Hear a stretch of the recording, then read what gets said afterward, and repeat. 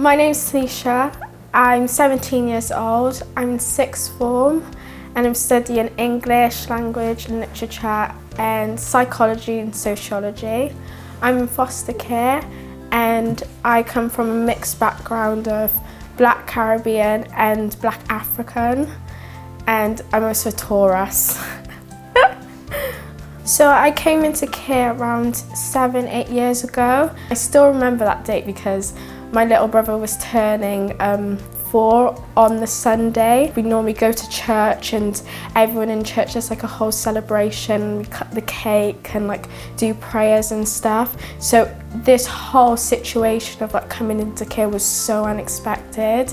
Like I was planning my week ahead for a celebration of my brother, and then the following day I end up in like a circumstance that like literally changed my life forever. I live with Emma, her 2 daughters and her son, and then it's me and my little brother Joe. One way I describe this house is literally crazy. We have 3 dogs, 1 cat, 1 tortoise, fish. The house is like constant noise, like just crazy and manic.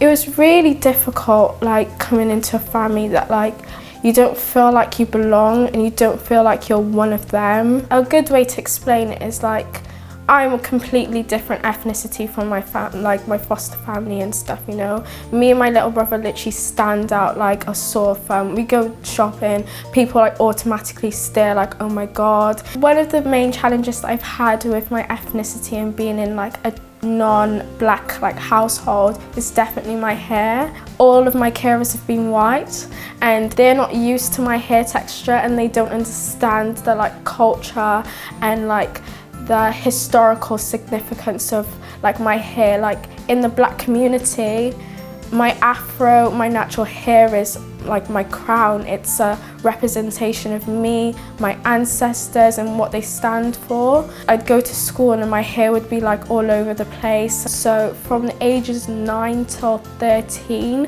my hair was like really like damaged and not really in with how Black people and African people like do their hair. Like I wouldn't get braids, and braids are so like such a big thing in our community and stuff, and I'd have my carers because of my hair texture and they couldn't like, they didn't know what to do with it, and it's like really coarse and it's hard to brush and stuff, but if it doesn't have the right maintenance, I put relaxers in my hair to like make it straight and stuff to kind of like fit the European standards of beauty, and to say like, oh okay, because you don't understand me and you don't understand my hair, I'm gonna tame it down and I'm gonna make it suited for you, rather than them like actually going out their way to learn about it and say, okay, we're gonna empower you because that's your culture and that's who you are.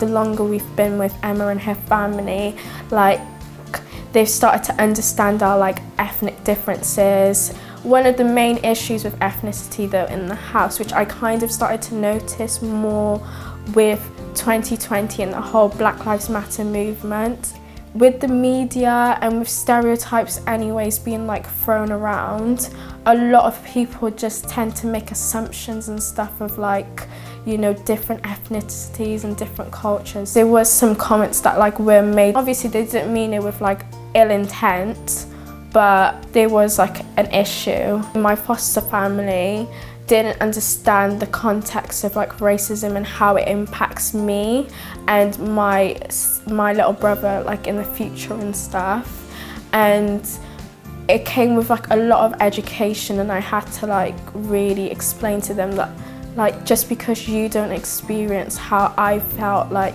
doesn't mean that it doesn't happen, or just because I live with you it doesn't mean that I'm not going to experience this thing. One way I do keep my culture alive and like my cultural identity is through like my friends and like my family. When I go to contact with my mum and stuff, she always makes like Ghanaian food and brings it over, and she buys us like, I've got like an African dress that she's bought me because when she travelled to Ghana. And then obviously my dad's a really big Pan-African as well, because he's like from the Caribbean. So me and him, like sometimes we talk on the phone. He just teaches me more about my like, Caribbean side. Like at least once a month I go and get like an African food from like the African restaurant. So it's not really hard now for me to be able to do that, especially with my age now. Like I have a bit more freedom to go out with my friends and stuff. I still remember some parts of like my childhood and how my mum cooked like food and stuff. And then I go onto YouTube. A lot of the things that I've learned from my culture has been through YouTube, but like in my older years of when I've been able to have social media and watch videos, I'd learn how to cook from there. And then I just like say, oh Emma, we need to buy this, we need to buy that, and then let's make it. Like I made jollof rice like 2 weeks ago for everyone in the house, so yeah. My little brother, when we first came into care, he like refused to eat any of the food that they'd like give him, because he was like, for example, I still remember this, our first carers that we were with, and they were trying to give my little brother fish and chips. He was used to eating like jollof rice and like pounded yam and stuff like that. So he saw it and he was like, I don't want to eat that kind of thing. And then like I had to like try and like convince him to eat it. Then I did have a carer actually. She was like really good. That she like, because my brother literally didn't want to like, he didn't understand anything with the food. She went to like this African shop and bought like plantain, because that was the only thing she knew that was like an African like Caribbean kind of thing, and like she'd make that. But then now I'm with Emma, my like foster carer that I've been with for like 7-8 years now. We've come a long way with food. So Emma's not really a good cook and stuff, like, and she would literally say that to you, like straight up, just tell you she's not a good cook. But she would like buy us like African food and stuff, and like she'd try and cook it herself. Like one time she tried to cook jerk chicken. But yeah, but then when I went to school, obviously because I'm still black, and like I'd go to school and I felt like embarrassed that like I didn't eat the food that like everyone else from my culture ate. Like, and I'd get made fun of in school for that. Like people would be like, oh my god, Tanisha's unseasoned, like she's so dry, like she just doesn't eat our culture food and she doesn't understand. And like, but now it's not the case, because Emma like buys the ingredients and I cook. The advice I'd give foster carers who are fostering children of a different ethnicity is definitely education and cultural sensitivity. Education in the sense of going and meeting other black people or other ethnicities and understanding from their perspective of what it is to be who you are. And obviously reading articles, like there's loads of articles, there's loads of books, which my foster carer Emma reads like quite a lot of books about like what it means to be black and like other people's experiences of racism, which has helped her a lot, because she, for example, the other day she was talking about institutionalized racism, because something had happened like that was on the media about a student in school about their hair, and how the school said that their hair was like unprofessional, and she like brought that up to me, was like, oh yeah, that's the institutionalized racism. And I was like, what? You know that? So they educate themselves, and it kind of makes you feel better. And then cultural sensitivity, I think it's hard with cultural sensitivity, because like some people, like especially with Western society, we tend to think that our culture is more superior to another. So if they were to see me, for example, in my culture, we have pounded yam and okra soup, and you eat that with your hands.